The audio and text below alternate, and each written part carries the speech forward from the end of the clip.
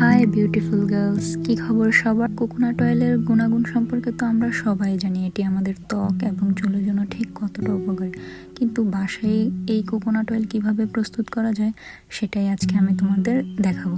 তার আগে বলে দিই, যারা আমার চ্যানেলে নতুন আছো চ্যানেলটিকে সাবস্ক্রাইব করে লাইক এবং বেল বাটনটি বাজিয়ে দিতে পারো, যাতে নতুন নতুন এরকম আরও ভিডিও তোমরা দেখতে পারো।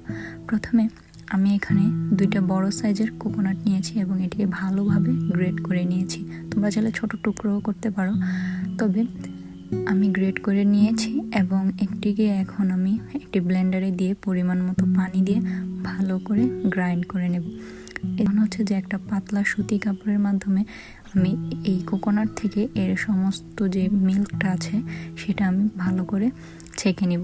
মানে এটাকে অন্য আরেকটা বলে ট্রান্সফার করে তারপরে হচ্ছে যে এটাকে ভালো করে চামচের সাহায্যে মিশিয়ে নিব। ঢাকনা দিয়ে ঢেকে আমি ফ্রিজের নর্মালে রেখে দেব 1 দিনের জন্য।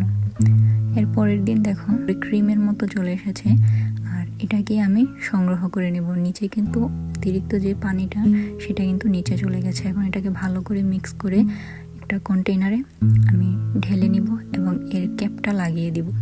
এভাবে আমি 7 দিনের জন্য রেখে দেব। 7 দিন পর দেখো ঢাকনাটা খুলে আমি তোমাদের দেখাচ্ছি।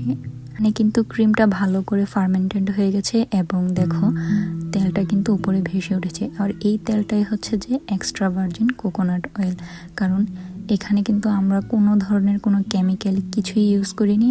তো আমি এখান থেকে তেলটাকে জাস্ট ছেঁকে নিব একটা সুতি কাপড়ের মাধ্যমে। যেহেতু এটা এক্সট্রা ভার্জিন কোকোনাট অয়েল, তাই তোমরা এটি তোমাদের ফেসে অ্যাপ্লাই করতে পারবে। আর যেহেতু এখনও উইন্টার চলছে, তাছাড়া মেকআপ রিমুভার হিসেবেও কিন্তু তোমরা অ্যাপ্লাই করতে পারো।